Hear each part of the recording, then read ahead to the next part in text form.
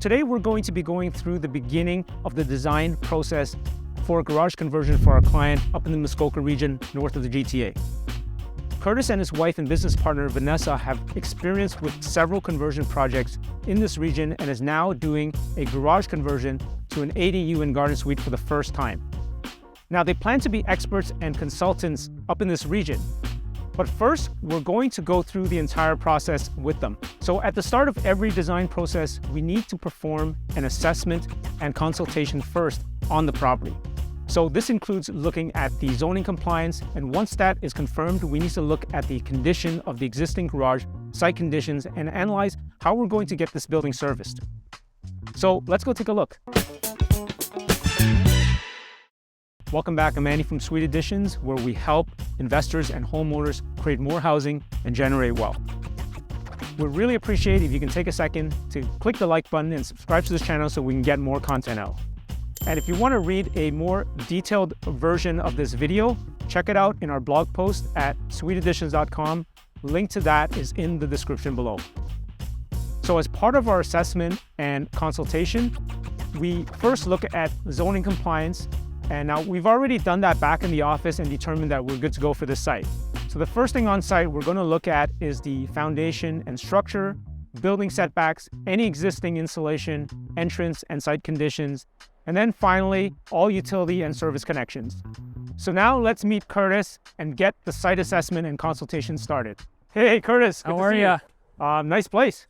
Thanks. Yeah, we've had it a few years now. Excited to get rolling. Nice, yeah, that's a very solid garage, solid house. So there are 2 units here. Yeah, 2 duplex and then the future garden suite in the back. Awesome, yeah. That's a good size garage. Yeah. Our garage. That's gonna be a very nice unit. I can see the brick facade there, looks very solid. Yeah, it's I think it'll be good as well. It's about 21 by 21 on the exterior with lots of parking out back here. Yeah. Right on a fairly busy street, but a fairly private back area here as well. Yeah, so that's the one thing about garden suites and garage conversions down in the back, right? So, you know, if there's going to be a small family, sometimes it's nice. They don't want to be kind of facing the busy street, but if they can kind of drive back here and have this little privacy, you know, it's almost kind of like a little backyard oasis that is away from all the noise and all the danger or things like that, that families are concerned about. Yep. Yeah. Okay, let's have a look at the structure, okay, and see what we can do with it. You know, the first thing that we're always checking out is kind of the foundation system, right?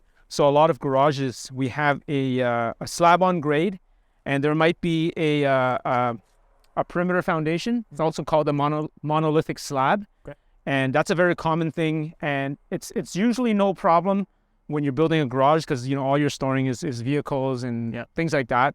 But for occupancy, it's going to be a little bit different, which is why in most municipalities, they're going to want to at least have an engineer to assess that this structure is good enough to, you know, be finished and then be occupied by people, right? And so that's something that we're going to visually look at, but at some point we'll probably need to get an engineer here as well to assess it and to be able to feel comfortable that this is good and then sign off on it. All right, so that's what we're going to look at. Once we're inside, we'll also use a laser measure to check to make sure that the walls and the roof, everything is nice and plumb and level. Okay. So that you know, there aren't any concerns. But I mean, from what I can tell right now, it looks in pretty good shape. But they're not always like this, right? Right. You know, a lot of the you know, we see a lot of wooden old garages that are leaning one way. Yeah. They're basically like old sheds that really it makes more sense to just kind of tear down and rebuild. Right. But this one definitely, I don't think we have any issues. Excellent. Yeah. All right. So there's a door on the side that we can go in and have a look. All right, let's do that. Okay. So it looks like there's a wall separation here. I wonder why they did that. Yeah, that's a good question. I think they just wanted to separate the ports for storage, etc., for each unit in the house. Mm-hmm. Okay. So basically, the intention for the garage right now is really just storage, not for a vehicle. Correct. So that because there's 2 separate occupants living there, each one has their own storage. That's right. I mean, if they want to put their car here, they can. Can as well, right? Yep. Okay. So structurally, I can see that there's looking at the slab here. It looks pretty level. Looks like it's in good condition, except there's a big crack back here. Now, you know, cracks are always something that we're concerned about, and it depends on the type of crack. Right. Right. So small hairline cracks, we're not concerned about. Larger cracks like this, we are a little bit concerned about. But even then, I'm not that concerned as long as there's no difference in elevation between the cracks, right? And the reason why a difference in elevation is more concerning is because of heaving. So if water was able to get into the underside of the slab, right, and if it freezes, then that could heave, which is why water management on the outside is very important. So, we talk a lot about making sure that water management is taken care of in a house so that you don't want water getting into your basement. But even if you don't have a basement, even if it's just a slab on grade like we have here, we want to control that water coming off the roof with gutters and downspouts, good grading around, so that we don't get the water under here and potentially could cause heaving, right? So this could be a crack that happened early on with, while the concrete was curing, it shrunk and pulled apart and maybe a little bit of shifting. But this is something that I feel right now can be easily repaired. But of course, we're going to have an engineer look at this, right? To confirm that and make sure it's okay. Also, because it is a garage, the intention really was to never have this as a heated space. Although I do see that there is insulation. We're going to talk about insulation in a bit. But the first thing that I'm going to talk about is the insulation on the floor, okay? Because if it was a garage, nothing was insulated, you're only going to be storing your vehicles in here or other storage. You don't need the heat. So there's probably no insulation on the slab here, okay? And if we were to build this new, we would probably put the insulation underneath the concrete slab. But because it is already built, what we would typically spec in this situation is to have an R10 insulation on the top, and then we have our flooring over top, okay? So that minimizes the heat escape from the inside of the unit through the ground, right? So a lot of people think of the walls and the roof, but they don't think about the ground. There's a lot of heat loss through the ground as well, especially since we're 4 feet above grade. All that cold air is going to basically come into the house and the heat's going to escape, right? So we're going to probably put 2 inches of rigid insulation to provide that heating for here. Okay, perfect. Looks like I can't see up here because it's all covered with drywall. I don't know if we're able to see it on the other side, but we likely have a roof truss system here that spans all the way across, and that's going to provide the needed supports. Because it's unlikely that this is a structural wall here, right? Just because if it's a 2-car garage originally built for that, then this would be open. But I think they separated it again just to provide the separate storage space. So maybe we'll see what it's like on the other side. And but if not, we're going to have to at some point take a peek in there with the engineer to make sure that the roof structure is in good condition, that the trusses or rafters, nothing has rotted, everything is nice and straight. And then there's nothing really else that needs to be done other to ensure that that's insulated. Okay. So we do see that the walls are insulated right now. We don't know when that was done, but maybe at some point they were using this as a workshop or something like that where they wanted to kind of keep it warmer, right? And also we see that there's probably 4 inches of back insulation here. Okay. Depending on the heating system that we use, if it's electric, we're going to need to have a continuous insulation. If it's gas, we can probably maintain this insulation or add a little bit more. Okay. Looks like it's in good shape. Doesn't look like there's any kind of moisture issues, but we'll have a closer look at that. And then we'll have to see what type of insulation is up there. Okay. So we're going to talk about the utilities later on when we go into the basement, but obviously we're going to have to bring a plumbing line in here for water. We're going to have to connect drains either through the existing house or do a Y connection in the front of the house. And then of course we're going to have to bring electrical service, right? So a lot of times when we design these garage conversions, we kind of design it so that the kitchens and the kitchen and the bathroom are kind of closer to the front, just to keep your costs low for trenching. Right. Instead of having your bathroom and kitchen back here, it means you're going to have to extend it. Yeah, it's going to cost more. And then the other thing to consider is a slope as well. Right. Now, because we are, this is above grade, it's probably not going to be a problem either way, whether your kitchen is on this side or this side. But in some cases, when we're building new garden suites and they have a basement or the first level being lower, that's actually a real consideration because the farther back you go, the more slope you need for for the drain. Yep. Right. Okay. Yeah. Let's have a look at the other side. Sounds good. So I can see that there's quite a bit of cracks here, especially in the front. Yep. Right. But I think a lot of these cracks has to do with, it's very possible that the slab was a little bit thinner, and so when you had vehicles coming in and out, it caused those types of cracks. Some of it may be shrinkage cracks.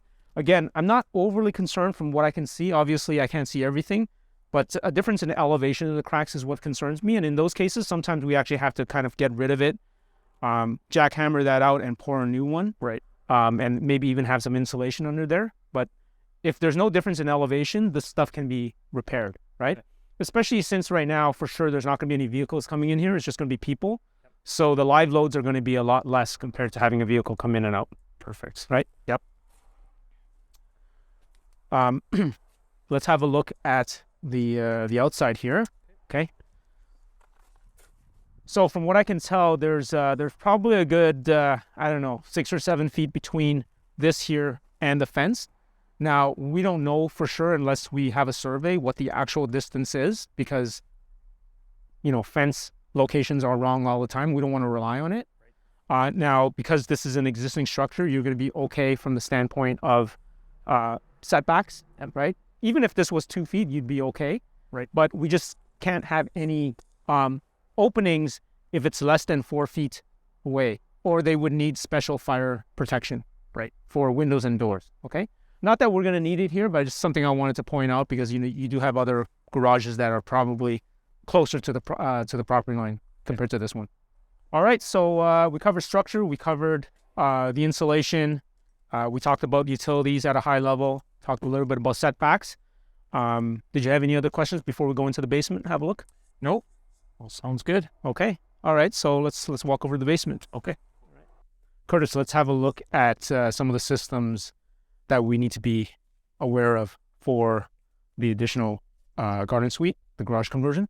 So we have 2 units in the existing house, right? So there's going to be certain requirements for the existing 2 units, and then we have this garage conversion at the back that's going to be probably a 1-bedroom garden suite. And we're going to have to make sure we have enough electrical capacity, we have enough water. So we're in the furnace room right now of the existing house, and we're going to try to figure this out. So what do you want to talk about first? Want to talk about electrical first? Sounds good. All right. Okay, so here's the electrical panel. So the first thing I'm looking at here, the main switch, this is a 200 amp service, so that's great news. Okay. Now, we should be able to get at least 60 amps to that garage back there, which is going to be sufficient for the electrical consumption, as long as we don't have an electric heating system. Okay. All right. If we decide that we want to have an electric heating system, such as a heat pump system or electrical baseboards or any type of a furnace or boiler that runs on electricity, 60 amps is not going to be adequate. Okay. We would need probably at least 100 amps. So basically what we would need to do is find out from your electrician how much we can get back there. Okay. Some local utilities will allow you to split a 200 to allow for an additional 100 in the back, but some may only allow 60. Okay. So there could be a neighborhood capacity issue that they have to look at the existing transformers to see what can be done. Right. So that's something your electrician and the local utility company would be able to tell you. The local electrical utility would be able to inform you. Right? Okay. So the number one question we have right now is how much we can get to that garden suite. Right. But the great news is that you have 200, so I think there's some flexibility there. Yeah. Good. Do you have any questions with regards to electrical? Yeah. Do you ever see the initial unit here, the duplex, being 200 amp plus for say a pony panel to the garage in addition to that, or is it all just based off of the capacity of that 200 amp service? Yeah, so it's not going to be a pony panel or a sub panel.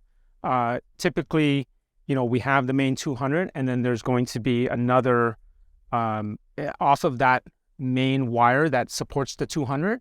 We're going to have another wire that can either support a 60 or 100 amp, and then there's going to be a meter at that garden suite. Okay. Yeah, there's going to be a separate meter there. Okay, that's what we want as well, just to obviously, have the whoever's living there, a tenant occupant, pay for their utilities. Yep. Right.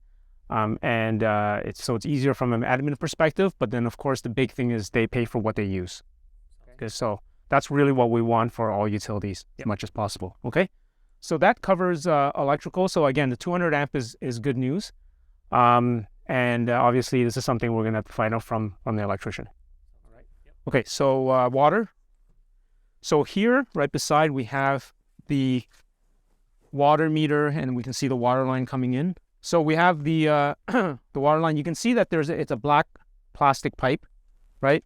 So that tells me that it's a newer line. I don't know the age of this house. I'm guessing probably 60s or 70s when it was built. Yep. 70s.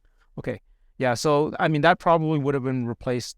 Who knows? I mean that could be original. That looks like a 3/4 inch plastic pipe. Now with a 3/4 inch, we're sort of at the borderline for a duplex for a 2-unit, right? Depending on the number of dishwashers, hose bibs, and laundries, we're sort of at the borderline with 3/4. Usually we're able to make it work with 3/4 for 2 units, but 3/4 is definitely not going to be enough for 3 units. Okay, so if we are having the 2-unit here and the garage conversion in the back, we'll need at least 1 inch. Okay, so coming in 1 inch, and we'll have to do the calculations in terms of the fixture units. Municipalities right now are very particular about the water service, so we want to ensure that we comply with them on that. Okay, so we'll have to do the calculations in terms of the number of fixture units, depending on how many bathrooms there are, how many kitchens, hose bibs, laundry, that sort of stuff. And then that will determine, but I'll tell you right now, we're going to need at least 1 inch for 3 units. Sounds good. And then what you want to do is you want to have separate risers for each of the separate units. And it's up to you. You can have a sub-meter for each unit itself as well, right? So there's multiple ways to do it. We've done videos and blog posts about, how you can separate them. I'm not sure if Muskoka here does allow you to have individual meters for each unit. I'm not. Did you find that out? Did you ask them at all? No. It's something we're investigating now with a couple of our other suites as well. So we're working on that. Okay. Yeah. So there's different ways to do it. Ideally, if you can have separate meters and separate accounts, again, then the occupant can deal with their own water bill. Right. But if you can't, there are sub-meter options that you can at least figure out how much they use, and based on that, charge that back to the tenant. Okay, so there are options. Now, what I recommend to people that are considering a garden suite or a garage conversion down the road, but they may not necessarily be, have that in the plans right now, is to have the provision for that. So a rough-in. So, for example, if let's say all I'm doing right now is a basement suite, and I'm gutting the place, or it's going to be a brand new reno, this is the time where you want to feed extra rough-in pipes so that you don't have to rip out your ceiling later on if you're doing that garden suite, even if you're doing that garden suite like 2 years from now, right? And so that's something to consider. In your case here, it doesn't really matter because you already have the 2 units. You're going to have to do that third pipe, okay? So you have a 1 inch coming from outside, and then you want to have a 3/4 inch going towards that garden suite, okay? So, of course, we're going to have to trench it out and connect that. So at some point, you're going to have to bring it 4 feet below grade at least, so that you don't have any frost issues or freezing issues. And so it's going to be like a 3/4 inch plastic pipe that goes directly to the garage. Okay. Excellent. In terms of the drains, we have a 4-inch ABS pipe here, and this is the drains. So this is another thing that we have to confirm with the municipality, whether they will allow us to essentially connect off of this here, or if they want us to do a Y connection in the front of the house. Okay. That's something that we're probably asking them as well, and something that we're going to have that discussion with the city on as well. Okay. And so depending on that, you might have to dig a trench from here towards the garage, or it's going to be somewhere along that front driveway, and you're going to do that Y connection in the front, at the front lawn. Okay. Okay. Yep. Okay. So that covers drains and plumbing at a high level. Do you have any questions about that? Nope. Yeah? Okay. So we talked about electrical, we talked about water, plumbing, and drains. So the next thing is the last utility we want to consider is gas, right, for heating. And as I mentioned, the type of heating system that you're going to use depends on how much electrical capacity that goes out there. Now, if your intention is just to go gas, then it's not even relevant. You just get your gas line out there. And later on, when we're outside, we can have a look at the gas meter. So that's where you would actually connect off of, would be the outside gas meter. You can have a separate meter, or you can actually just keep the same meter and just do a split. Okay. Obviously, right now here you have a boiler system that is heating the both units. And boilers are great. You know, a lot of people aren't used to boilers, but they're good for 2 units because you actually don't have the duct system that, you know, creates, you know, more of a fire hazard potentially. And then also there isn't the noise, right? So, you know, I always recommend people, if they have a boiler system, to keep it. And, you know, you can have very high efficient boilers. They're a little bit more maintenance. They're a little bit more expensive, but, you know, if you already have that infrastructure, I definitely recommend keeping that. Okay, so this obviously here is the water heater. We're probably not going to have something of this size in the garage just because of space. So we're probably going to have a combination water heater that you know, potentially does both heating and the potable water that's required for that unit. Perfect. Yep. Okay. Yep. So everything else here looks nice. It's nice that everything is kind of all in one, so that we're able to kind of get to the major things. There's really nothing else in the basement here that is going to be a concern for the garden suite. Okay, so this completes the consultation process, and if our clients wish to proceed with design and permits, we go do a full measurement of the site, collect all necessary information, take photos, and get back to work in the office. And of course, in this particular case, we will be proceeding with the design and permits, and we'll have another upcoming video outlining that entire process. So we hope you enjoyed the content in this video and are inspired to get started. If you'd like to hire us for a detailed consultation, feel free to reach out to us. Information is in the description below. So what are your thoughts? Do you think garage conversions are a good idea? Please share your thoughts below. Thank you for watching, and we'll see you in the next video. To learn more about the Max Suite strategy, download our free guides at suiteadditions.com and get started. And if you enjoyed this video, here's another great one for you.